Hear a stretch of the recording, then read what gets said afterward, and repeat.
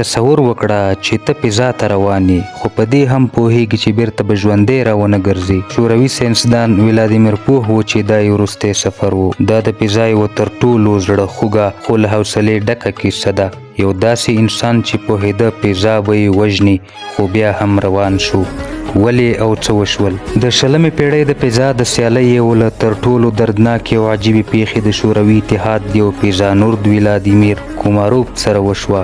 دا کیسه نه یوازې د فضا بلکې د قربانۍ، سیاست، دوکې او انساني ارادې یو عبرتناکه داستان دی. ولادیمیر کوماروف یو با استعداده شوروي انجینیر او فضانورد و چې د سویزو 1 ماموریت لپاره ټاکل شوی و. شوروي مشرانو غوښتل چې دا ماموریت ژر تر ژره ترسره شي ترڅو د امریکایانو نه مخکې پر سپوږمۍ یا نورو مهمو اهدافو بریالي شي. خو ستونزه دا وه چې سویز 1 فضایي بیړۍ لا هم نیمګړې او تخنیکي ستونزې لرلې. انجینران او فضایي کارکوونکي وار له مخه د دې راکټ په هکله خبرداری ورکړی و، خو د شوروي سیاستوالانو له امله دا ماموریت لغوه نه شو، ځکه د شوروي ورځنۍ نندارې لپاره دا یوه حیاتي تبلیغاتي فرصت و. یوري ګاګارین چې نړۍ یې د انسان لومړی فضانورد په نوم پیژني، ولادیمیر کوماروف ته ډیر نږدې ملګری و.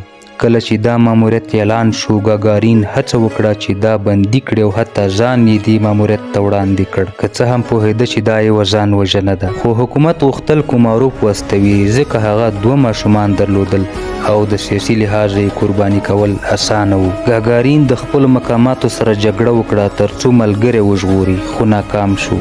مرګ ته تللی ماموریت. په 19شپېتم کال کې د اپریل په 23مه کوماروف د سویز 1 په بیړۍ کې فضا ته پورته شو. خو ستونزې له پیل سره پیل شوې. لومړنی لمبر سولر پینل خلاص نه شو، نو برېښنا کمه شوه.